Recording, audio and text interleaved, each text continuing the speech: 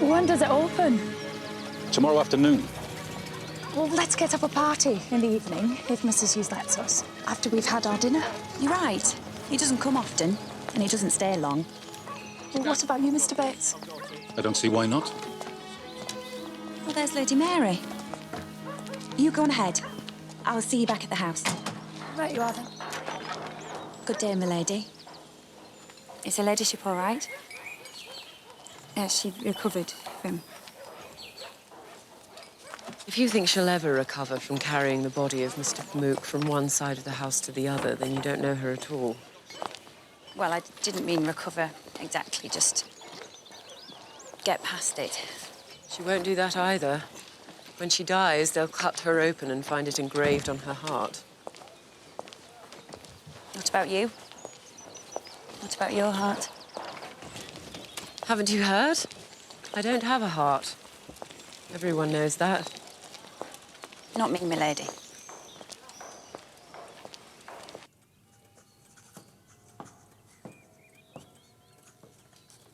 You wanted to see the new chauffeur, my lord? Yes, indeed. Please send him in. Come in. Come in. Good to see you again. Branson, isn't it? That's right, your lordship. Well, I hope they've shown you where everything is and we've delivered whatever we promised at the interview. Certainly, my lord. Won't you miss Ireland? Ireland, yes, but not the job. The mistress was a nice lady, but she only had one car and she wouldn't let me drive it over 20 miles an hour. So it was a bit, well, boring, so to speak. You've got a wonderful library. You're very welcome to borrow books if you wish. Really, my lord? Well, there's a ledger over there that I make everyone use, even my daughters. Carson and Mrs. Hughes sometimes take a novel or two. What are your interests? History and politics, mainly. Heavens. Carson, Branson is going to borrow some books. He has my permission. Very good, my lord. Is that all, my lord? It is. Off you go and good luck.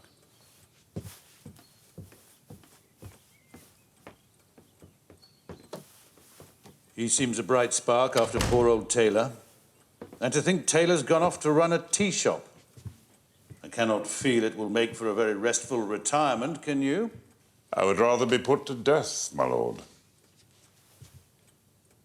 Quite so. Thank you, Carson. How about some house parties? She's been asked to one next month by Lady Anne McNair. Oh, it's a terrible idea. She doesn't know anyone under 100. I might send her over to visit my aunt. She could get to know New York. Oh, I don't think things are quite that desperate. Poor Mary. She's been terribly down in the mouth lately. She was very upset by the death of poor Mr. Pamuk. Why? She didn't know him. One can't go to pieces at the death of every foreigner. We'd all be in a state of collapse whenever we opened a newspaper. Oh, no. Of course, Mary's main difficulty is that her situation is unresolved. I mean, is she an heiress or isn't she? The entail's unbreakable. Mary cannot inherit. No, what we need is a lawyer who's decent and honor-bound to look into it. I think perhaps I know just the man. You going to the fair while it's here? I shouldn't think so, sir. But I don't mind it. I like the music. Goodness, what's happened to your hands? It's nothing, ma'am. They look very painful. Oh, no, ma'am. Irritating more than painful. Have you been using anything new to polish the silver or the shoes? No. May I? Leave him alone, Mother.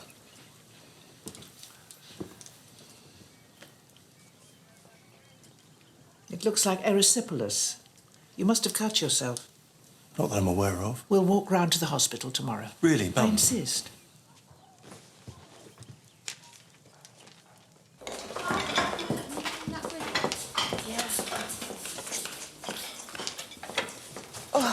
You've got a cold. I want you out of here. Anna, there you are. You know I'm out tonight because I don't want to come home to any surprises. That'll be the day. We thought we might go to the fair later. You'd like that, wouldn't you, Daisy? Now, you ought to go. She's been that down in the mouth since the death of poor Mr. Pamuk. Don't say that. She has. We could all walk down together after the servants' dinner, if that's okay. You won't be walking anywhere. She's got minutes to live by the sound of it. Go to bed at once. Yes, Mrs. Hughes. I'll bring up a Beecham's powder. Right, if there's anything you want to ask me, it'll need to be before I go. What would I want to ask you? I'm preparing a meal for Lord and Lady Grantham and the girls. No one is visiting. No one is staying. Well, that's settled then. I'm afraid Dr. Clarkson's out delivering a baby. We don't know when he'll be back. No matter. If you'll just open the store cupboard, I can easily find what I need. Well, you can tell the doctor that you opened the cupboard for the chairman of the board. I assure you he will raise not the slightest objection. This should do it. Tincture of steel, 10 drops in water 3 times a day. And this is solution of nitrate of silver. Rub a little in, morning and night. How long before it's better? Erysipelas is very hard to cure. We should be able to reduce the symptoms, but that might be all we can manage. Oh, and you must wear gloves at all times. I couldn't wait at table in gloves. I look like a footman. You may have to. The tincture and the salve will help. Try it for a week and we'll see. Someone to see you, Mr. Crawley. There's nothing in my diary. It's Lady Grantham. Well, in that case, show her in at once. Cousin Cora, to what do I owe the... I hope I'm not a disappointment. I thought it might be nice to cheer it up a bit. Easier said than done. Perhaps with a flower or a bit of veil or something. I can find you a veil if you like. I hope you're not expecting me to do it.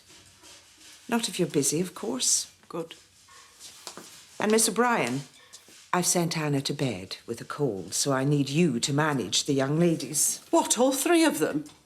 I'm not an octopus. Why can't Gwen do it? Because she is not a lady's maid. I am not a slave. Just do it, Miss O'Brien, just do it. I'll pay you the compliment that I do not believe you wish to inherit just because nobody's investigated properly. No, but... Nor can Murray accuse you of making trouble when you're the one who will suffer most from a discovery. You're right that I don't wish to benefit at Mary's expense from an ignorance of the law. Putting it bluntly, do you think Robert has thrown in the towel prematurely? Good heavens, what am I sitting on? A swivel chair. Oh, another modern brainwave? Not very modern. They were invented by Thomas Jefferson. Why does every day involve a fight with an American? I'll fetch a different one. No. I'm a good sailor. It will depend on the exact terms of the entail and of the deed of gift when Cousin Cora's money was transferred to the estate. That is all I ask, to understand the exact terms.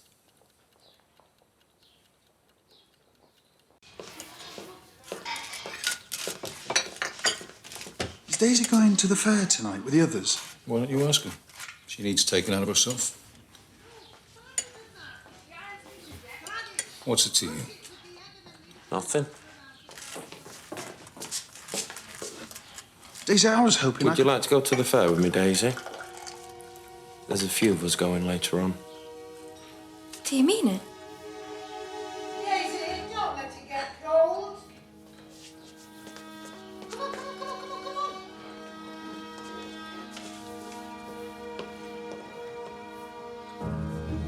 You bastard. Why is Sybil having a new dress, not me? Because it's Sybil's turn. Can it be my choice this time? Of course, Tony. As long as you choose what I choose. Branson, you'll be taking Lady Sybil to Ripon tomorrow. She'll be leaving after luncheon. Certainly, your ladyship. Poor old Madam Swan. I don't know why we bother with fitting. She always makes the same frock. What do you want her to make? Something new and exciting. Heavens, look at the time. Not a minute to change. And Granny's invited herself for dinner. Then she can jolly well wait. So women's rights begin at home, I see. Well, I'm all for that.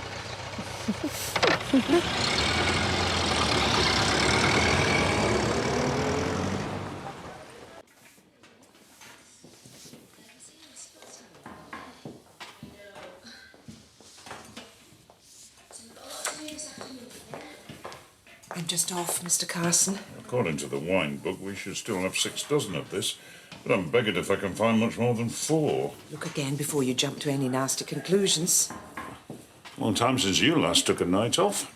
You don't think I ought to stay, do you? Yeah, certainly not. Be off with you. And Anna's in bed with a cold, so I'm afraid it's all down to you. Go.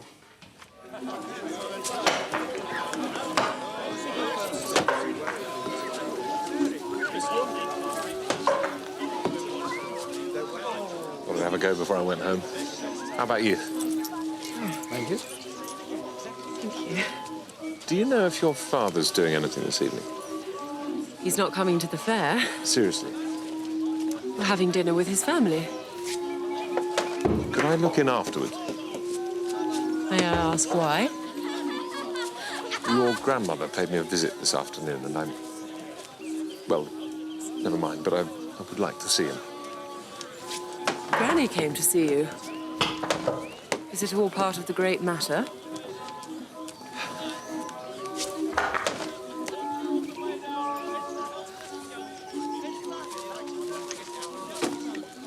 So are you enjoying your new life?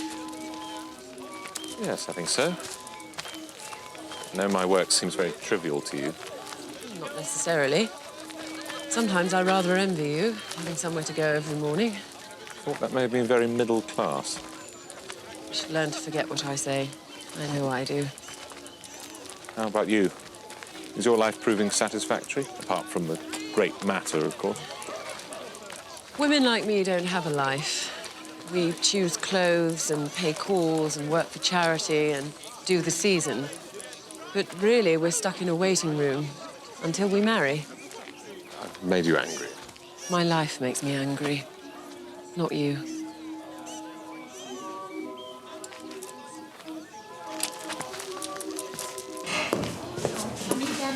I never put the Sauterne on ice. Mrs. Hughes goes out for one night and we all fall to pieces. Mr. Carson, we wondered if we could walk down to the fair after dinner. I suppose so, but don't be too late. Where do you think she's gone? None of your business. Like most of what goes on round here. Well caught that, man. I would say it myself. Thanks ever so. Yes?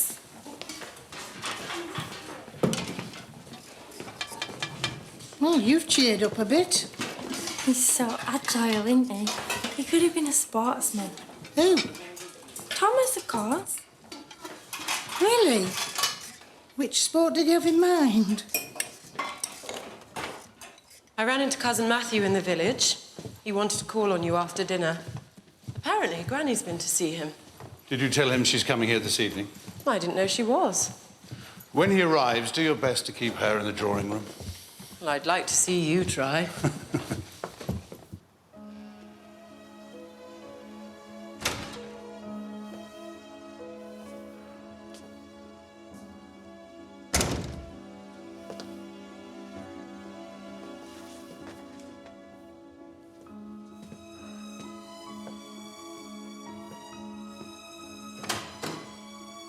Don't stay too long. Let them have an early night.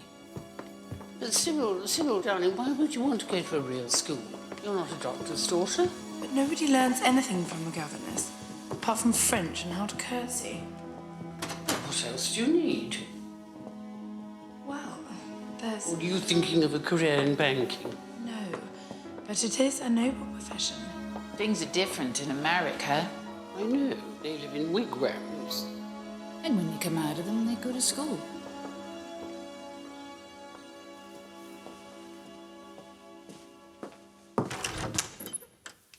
If you wait in the library, I'll tell Papa you're here. Thank you.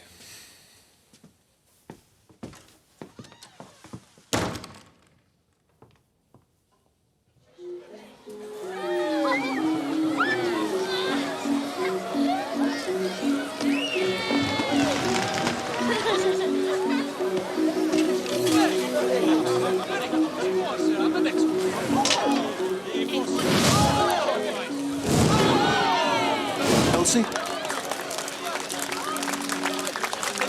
It is Elsie, isn't it? It is.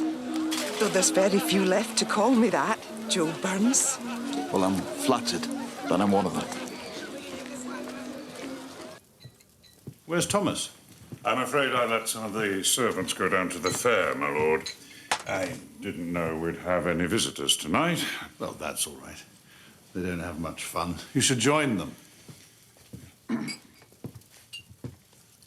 So, what did you say to Mamma? I haven't spoken to her since her visit, but I have looked through every source and I can't find one reason on which to base a challenge. I could have told you that. I'm not quite sure how to phrase it when I tell her. She shouldn't have put you on the spot like that. It was unkind. I'm afraid she'll think I've failed because I don't want to succeed. She will think that, but I don't. And nor will Cora. Of course, it's impossible for Mary. She must resent me so bitterly. And I don't blame her. Yes, it must have been hard for you when Ivy died. Took some getting used to. What about your son? Do you see much of him? Peter? No. I would have given him a share of the farm if he wanted it, but he's joined the army. Well, I never. Oh, he seems happy. But it's left me on my own. I'll take your plates then. Thank you. So, how's life treated you? Oh, I can't complain. I haven't travelled, but I've seen a bit of life, and no mistake. I notice you call yourself Mrs. Housekeepers and cooks are always Mrs. You know better than anyone I haven't changed my name. Well, I know you wouldn't change it to Burns when you had the chance.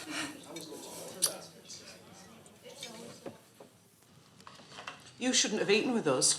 The chauffeur always eats in his own cottage. Steady on, you can cut him a bit of slack on his second day. Waiting to take old Lady Grantham home. Even then, Taylor never ate with us. You're taking advantage of Mrs. Hughes' absence. What are you doing? I'm sorting the collars, removing the ones that have come to an end. What happens to his lordship's old clothes? What's it to you? Clothes are a valet's pert, not a chauffeur's. I get some, but most of it goes into the missionary barrel. I know it's meant to be kind, but I can think of better ways of helping the needy than sending stiff collars to the equator. I thought Anna might have come down for a dinner. And sure she's ready to start work again? Not a chance. She's still in bed then? She is. While I'm sat here, sewing like a cursed princess in a fairy tale and not down at the fair with the others. Would you like me to ask Branson to bring the car around, my lady? Where's Robert? He can't have been drinking port since we left. He'd be under the table by now. His lordship's in the library. All alone? Oh, how sad. No, he... We can say goodbye to Papa for you, Granny. He's what? He's with Mr. Crawley, my lady. The question is, what do I say to Cousin Violet? No, don't worry about that. I can handle her. Really? Well, if you can, you must have learned to very recently.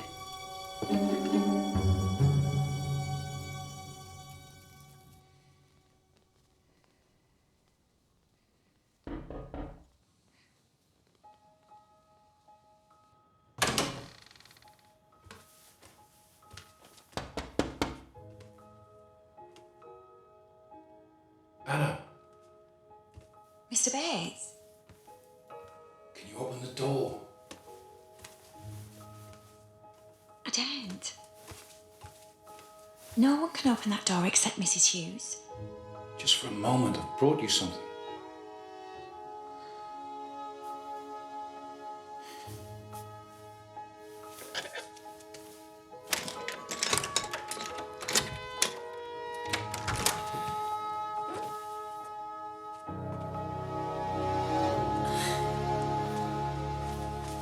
I don't know what...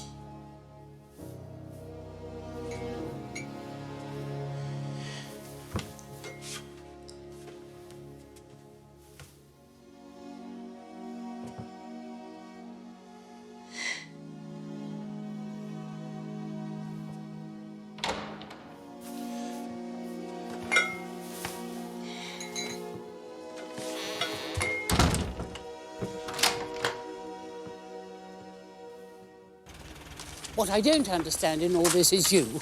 You seem positively glad to see Mary disinherited. You speak as if we had a choice. Thank you, Branson.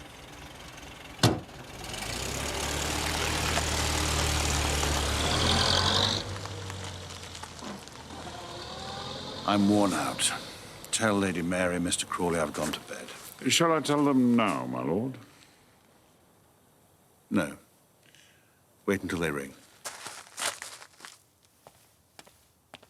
Like this one. Yes, sir.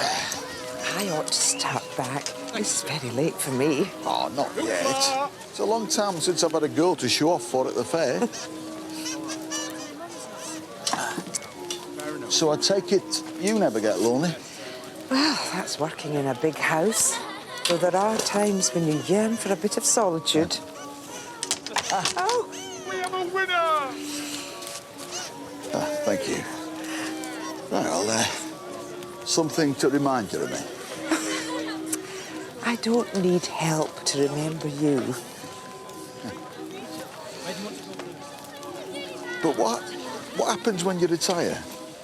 I should think I'll stay here. They'll look after me. Suppose they sell the estate. Suppose there's a tidal wave. Suppose we all die of the plague. Suppose there's a war. What did I tell you? She's found her Romeo. That might be her brother. She hasn't got a brother, or we'd know it by now. Just a sister and living in St. Anne's. You know everything, don't you? Everything my foot. You're hiding behind him, but he's not what you think he is. Oh, go home, William. If you're going to be such a spoil sport. All right, I will. Come back, she didn't mean it. I must go. But it's been lovely to see you again, Joe. Really. And you know what I'm asking. You haven't asked anything yet. But you know what it is when I do. I'm going to stop here at the pub until I hear from you. Oh, and take your time. I'd rather wait a week for the right answer than get a wrong one in a hurry. Think about it carefully. I will. I promise you that.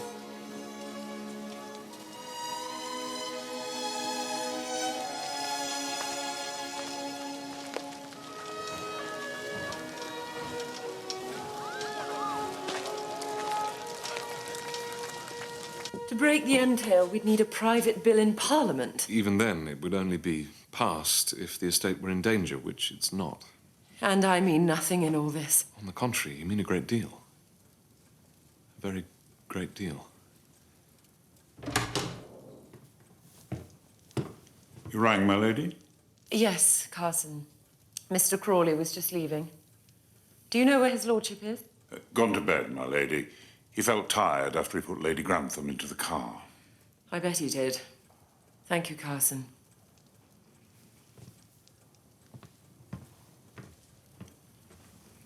I'm sorry, I wish I could think of something to say that would help. There's nothing.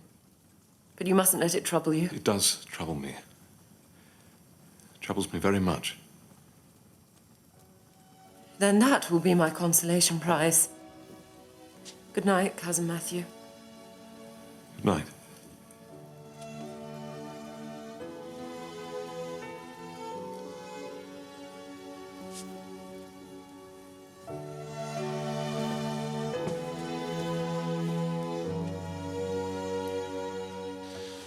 I hope I haven't kept you up too late.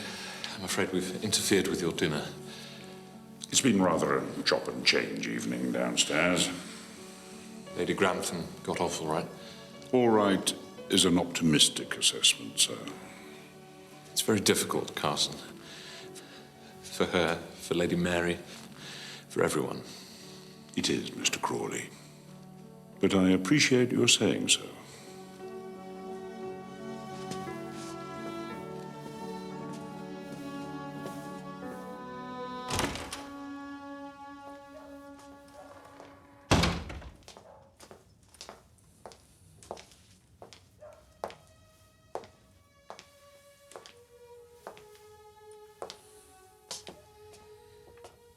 Well, that's the greatness done and dusted for the night.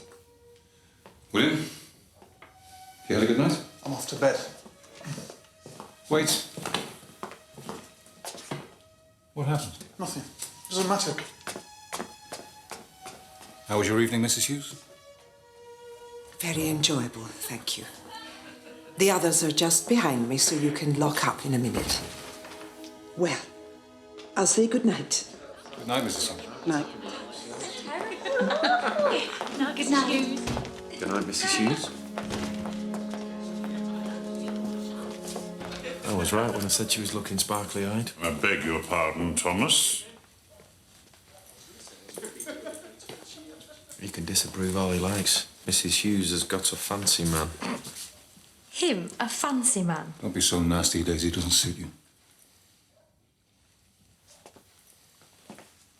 I reckon there's a job vacancy coming up. Miss O'Brien, do you fancy a promotion? Oh, very droll. If she's got a boyfriend, I'm a giraffe.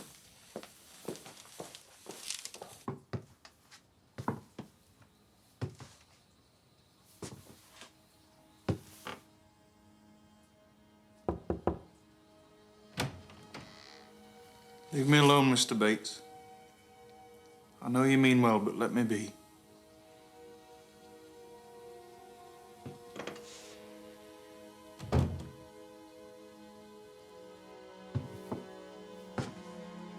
What chance did he have up against a champion?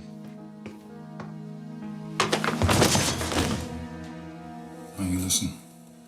You filthy little rat. If you don't lay off, I will punch your shining teeth through the back of your skull. Is this supposed to frighten me, Mr. Bates? Because if it is, it isn't working. I'm sorry, but it's just not working.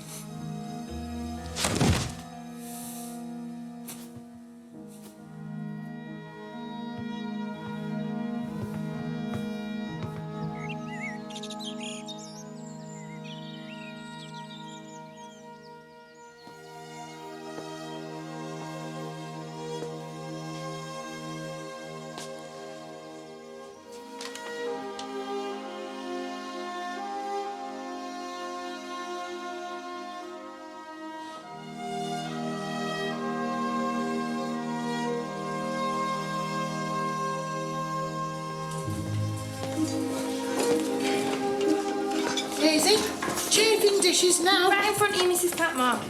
Are you trying to trick me? Anna's still not well. O'Brien, you'll need to dress the girls this morning. Oh, we knew about Lady Mary, and here I am waiting on hand and foot. Will we do anything with that? Maybe, but not yet.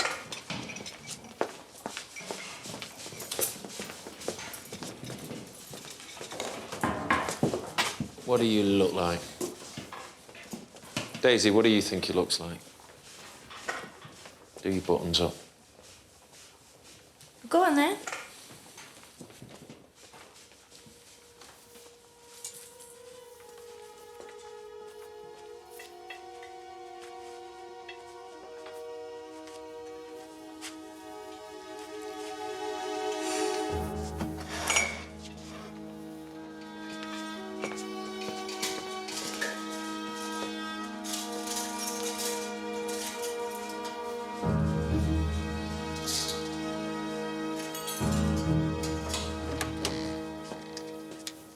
What do you want?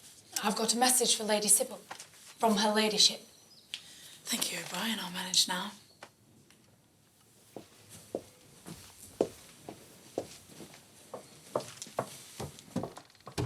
Odious woman. What does Mama want? I just said that to get rid of her. This came today.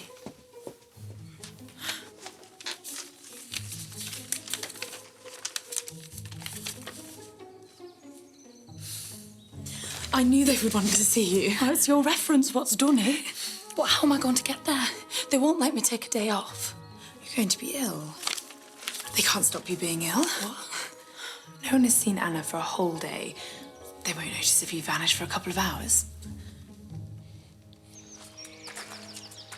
The only one who never sticks up for me in all this is you. Why is that? You are my darling daughter, And I love you, hard as it is for an Englishman to say the words. Well, then. If I had made my own fortune and bought Downton for myself, it should be yours without question. But I did not. My fortune is the work of others who labored to build a great dynasty. Do I have the right to destroy their work or impoverish that dynasty? I am a custodian, my dear, not an owner. I must strive to be worthy of the task I've been set. If I could take Mamma's money out of the estate, Downton would have to be sold to pay for it. Is that what you want? To see Matthew a landless peer with a title but no means to pay for it? So I'm just to find a husband and get out of the way? You could stay here if you married Matthew. You know my character, Father. I'd never marry any man that I was told to. I'm stubborn.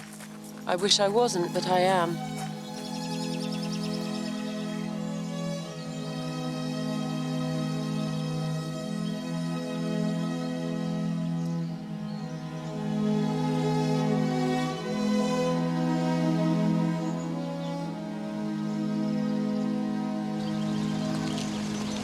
Will you have your own way, do you think? With the frock? Only I couldn't help overhearing yesterday. And from what her ladyship said, it sounded as if you support women's rights. I suppose I do. Because I'm quite political. In fact, I brought some pamphlets that I thought might interest you about the vote. Thank you.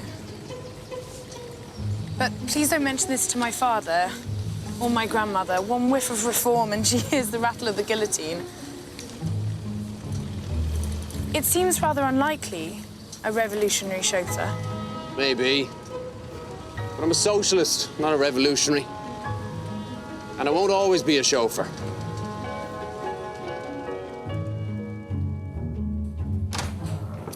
Mrs. Crawley, how nice. You're busy, we can come back later. Molesley, what are you doing here? Are you ill? Poor Mr. Molesley. How's it going? The solution doesn't seem to make it any better. My imagination's running riot. I've got erysipelas, Your Ladyship. Oh, I am sorry. Mrs. Crawley tells me she's recommended nitrate of silver and tincture of steel. Is she making a suit of armour? But I take it there's been no improvement. Not really. And you're sure it's erysipelas? That is Mrs. Crawley's diagnosis. What it is to have medical knowledge. It has its uses. As your father has been making changes at home. He has, my lady. He's got no use for the herb garden now my mother's gone, so he's turned it to grass. And you've been helping him? I have. Grubbing out the old rue hedge. How did you know that? Because this is not erysipelas. This is a rue allergy. If Molesley wears gardening gloves, it'll be gone in a week. Please don't think we're ungrateful for your enthusiasm, Mrs. Crawley, but there comes a time when things are best left to the professionals. And now I really must go. Good day. Thank you, Your Ladyship.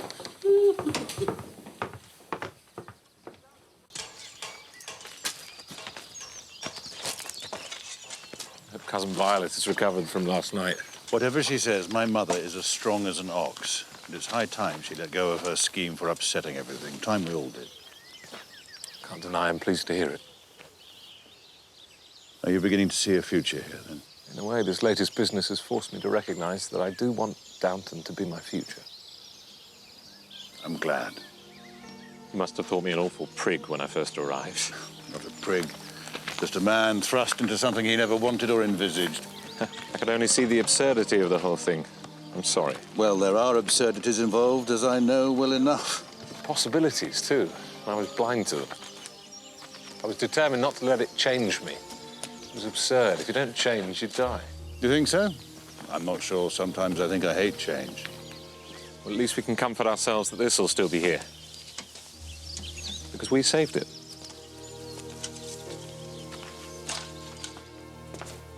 Thomas is lovely, isn't he?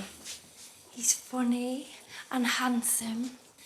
And he's got such lovely teeth. He's not for you, Daisy. Of course not. He's too good for me, I know that. No, he's not too good. What then? He's not the boy for you, and you're not the girl for him. Isn't that what I just said? And why would he be? When he's seen and done so much, and I've been nowhere and done nothing. Perhaps Thomas has seen and done more than is good for him. He's not a ladies' man. Well, isn't it a blessed relief? Daisy, Thomas is a troubled soul. I don't know what you mean, Mrs. Patmore. No, nothing. I don't mean anything. Except if I don't get the ice cream started, they'll be dining at midnight.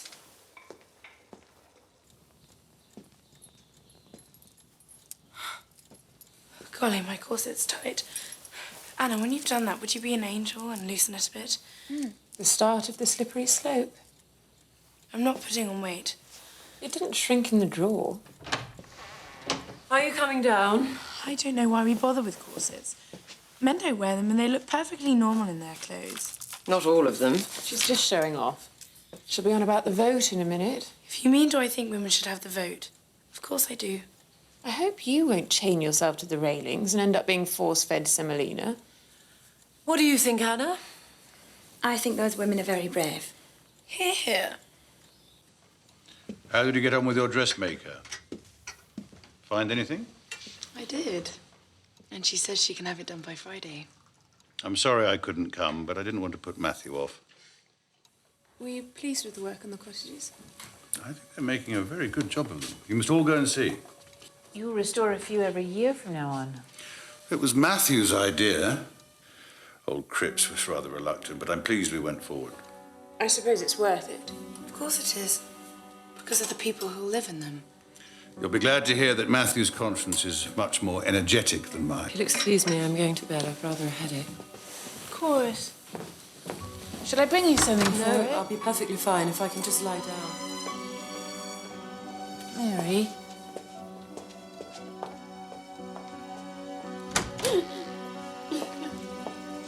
Oh, my darling. What is it? You heard him. Matthew this, Matthew that, Matthew. Oh, Mother, don't you see? He has a son now. Of course he didn't argue with the entail. Why would he? When he's got what he always wanted. Your father loves you very much. He wouldn't fight for me, though. He wouldn't fight for you because he knew he couldn't win. You're no better. What? You don't care about Matthew getting everything because you don't think I'm worthy of it. Mary. I wish you'd just admit it. I'm a lost soul to you. I took a lover with no thought of marriage, a Turk. Oh, think of that. Oh, my dear.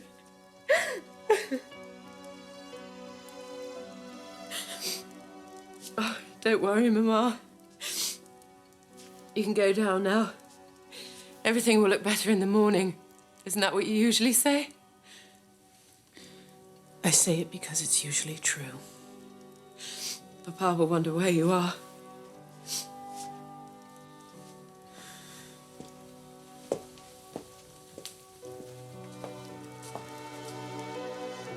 Don't quarrel with Matthew. Why shouldn't I? Because one day you may need him. Oh, I see. When I've ruined myself, I must have a powerful protector to hide behind.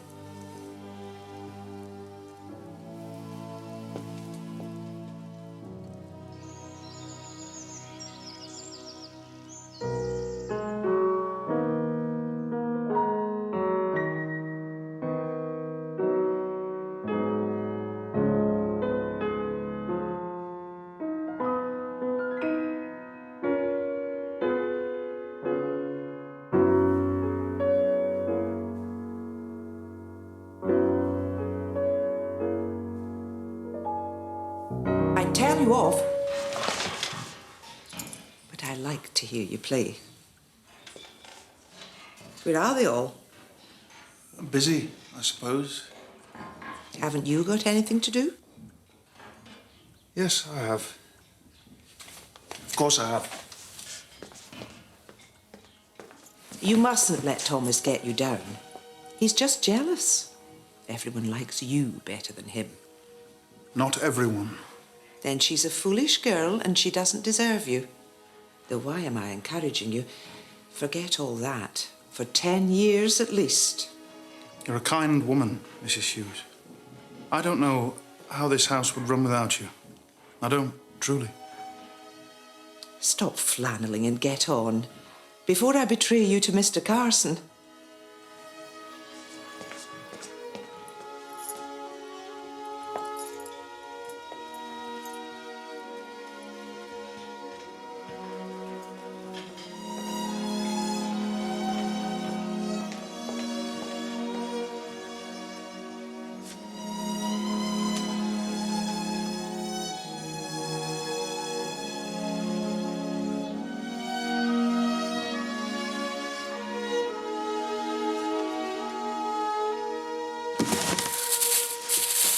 Is there anything more thrilling than a new frock?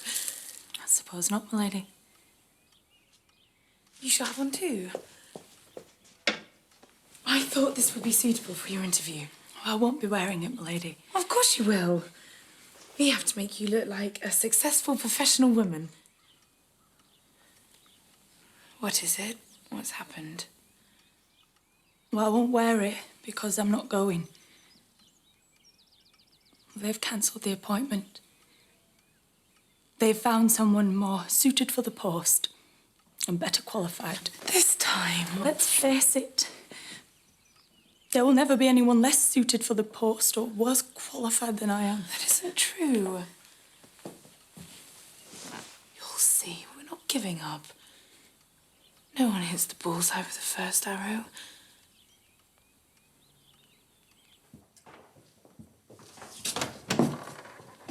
I put out the Rundle candlesticks for dinner tonight. Oh, I'm sorry, I'll come back later. No, stay, please. I've got something I'd like to talk to you about, if you've a minute.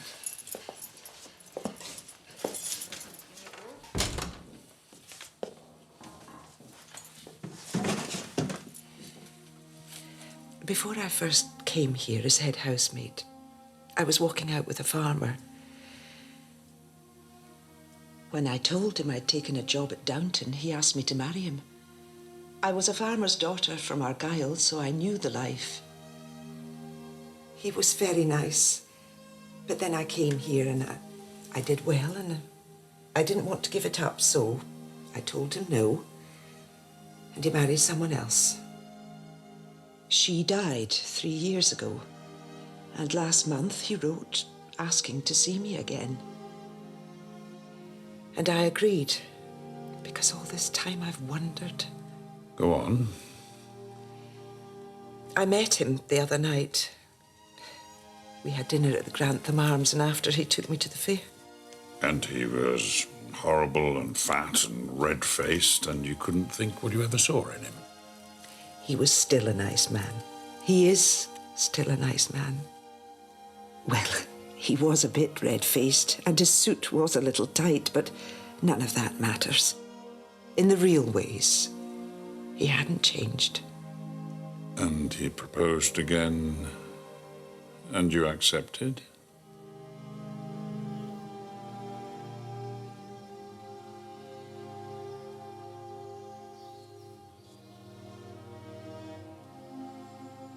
In many ways, I wanted to accept. But I'm not that farm girl anymore. I was flattered, of course, but I've changed, Mr. Carson.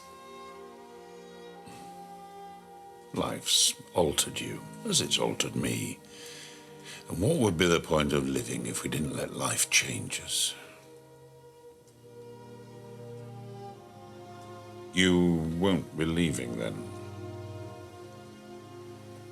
You better come.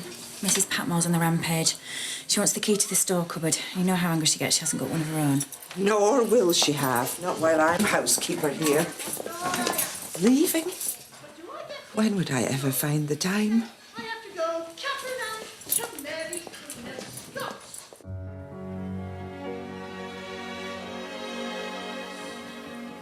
Whatever is holding Sybil up? She was going on about her new frock.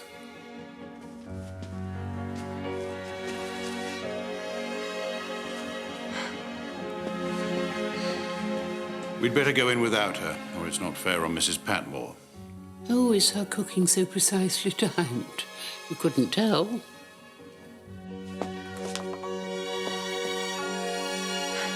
I think her food is delicious. Naturally.